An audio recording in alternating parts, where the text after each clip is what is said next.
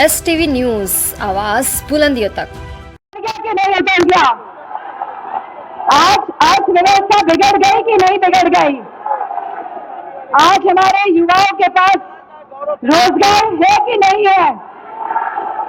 आज महंगाई चरम सीमा पर है कि नहीं है? आज दबाव की राजनीति का प्रयोग हो रहा है कि नहीं हो रहा है? मुझे खुशी इस बात की है कि आजमगढ़ में दबाव नहीं चल पा रहा है और वह इसलिए नहीं चल पा रहा है क्योंकि शासन और प्रशासन ये जानता है कि आजमगढ़ में सपा का रंग चढ़ चुका है। आजमगढ़ में सपा का रंग हमेशा चढ़ा था, चढ़ा है और हमेशा चढ़ा रहेगा। तो जिन परिस्थितियों से चुनाव हो रहे हैं, मैं समझती हूँ क्योंकि छठे फेज में आजमगढ़ का चुनाव है और जिस तरह जैसे जैसे चरण बढ़ रहे हैं वैसे वैसे नई सरकार आने की उम्मीदें बढ़ती जा रही हैं। बढ़ रही है कि नहीं बढ़ रही है? और क्योंकि यहाँ पे कोई दबाव नहीं है तो मुझे पूरा भरोसा है कि मैनपुरी से ज्यादा मतों से जीत के आजमगढ़ देगा कि नहीं देगा? मुझे पूरा भरोसा है सभी आजमगढ़ के युवा साथियों पे, सभी माताओं बहनों पे कि आपने हमेशा समाजवादी विचारधारा का साथ समर्थन दिया है और हम सभी एक साथ नेताजी के सिद्धांतों को और विचारों को आगे ले जाने का काम करेंगे। और जिस तरह जब जब समाजवादी पार्टी की सरकारें आई हैं तब आजमगढ़ क्षेत्र का विकास हमारी प्राथमिकता रहा है, तो इस बार केंद्र की सरकार बनने में भी हमारी प्राथमिकता आजमगढ़ रहने वाला है।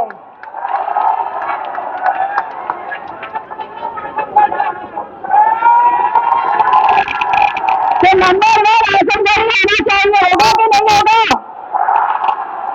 पक्का? डरोगे तो नहीं? तब एक त्रिवाचक हो गया है, 3 बार हाथ उठे हैं, ठीक है? त्रिवाचा मतलब आपने वचन दे दिया है कि आप आजमगढ़ को आगे रखेंगे सबसे ज्यादा मतों से, और वचन देने का मतलब पुरानी कहावत देश की कि लाट जाए लेके वचन को छोड़ोगे। ये सभी वर्ग के लोग महंगाई से जूझ रहे हैं। जहाँ युवा कोई भी समाज का हो या कोई भी वर्ग हो, आज हमारा युवा बेरोजगार है। आज देश की अर्थव्यवस्था चरमराई हुई है। आज हमारा किसान मरहान है। आज हमारे को महंगाई का सामना करना पड़ रहा है। लेकिन जो इस बात का होता है कि हम सभी भूल जाते हैं जो झूठे वादे भाजपा की सरकार ने किए थे। कहा था कि डीजल और पेट्रोल के दाम कम हो जाएंगे 10 साल पहले, कि सिलेंडर के दाम कम हो जाएंगे। बताइए क्या हालत है आज? और जो राशन की बात करते हैं, राशन में क्या मिल रहा है यहाँ पे? हमारे मैनपुरी में तो बांटना मिल रहा है राशन में, आप लोगों को क्या मिल रहा है यहाँ? बाजरा कुछ भी नहीं मिल रहा है। अगर मैनपुरी में बाजरा मिलना था और आजमगढ़ में कुछ नहीं दे रहे हैं भाजपा के लोग, तो अगर हम 10 साल पहले का आकलन करेंगे तो आप पाएंगे कि देश के हालात बहुत बेहतर थे। और जो पटरी से निकालने का काम किया है ये भाजपा के लोगों ने, और जो ये उम्मीद कर रहे हैं कि हम तीसरी बार भी सरकार बना लेंगे, बताओ इनको हराओगे कि नहीं हराओगे? जिन्होंने देश की उम्मीदों में पानी फेरने का काम किया है, उनकी उम्मीदों में पानी फेरोगे कि नहीं फेरोगे? आज जो देश का बंटवारा करने की राजनीति करते हैं और बंटवारे के माध्यम से जो वोट बचाने की राजनीति करते हैं, लेकिन मुझे खुशी इस बात की है कि आज हमारा युवा जागरूक है, हमारी माताएं बहनें जागरूक हैं।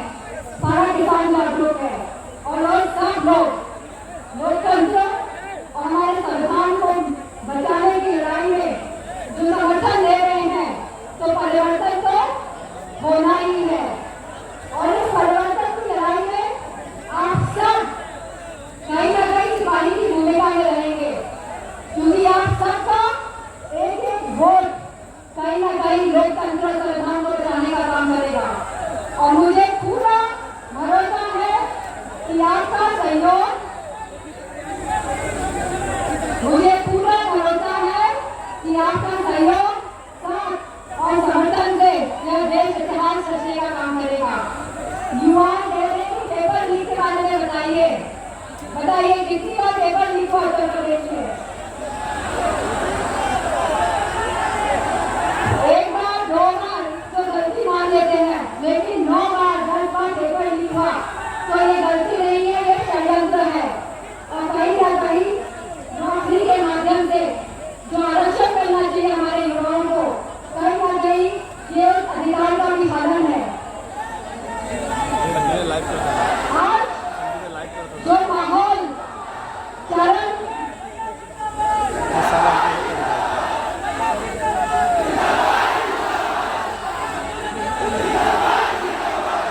और जैसा हम देख रहे हैं कि जिस तरह का माहौल उत्तर प्रदेश से बनने जा रहा है, तो जब देश से भाजपा की सरकार जाएगी तो कहीं ना कहीं उत्तर प्रदेश से भी माता के जाने के पूरे लक्षण दिखाई दे रहे हैं।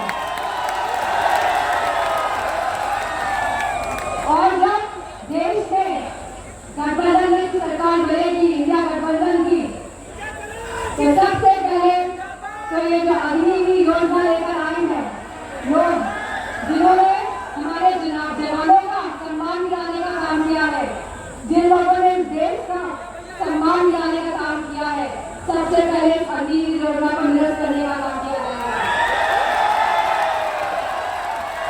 इसी के साथ जो हमारे 30 लाख रिक्त पद सरकारी नौकरियों में है, उनको भरा जाएगा और हमारी माता बहनों को हर साल 1 लाख रुपए की पेंशन भी दी जाएगी।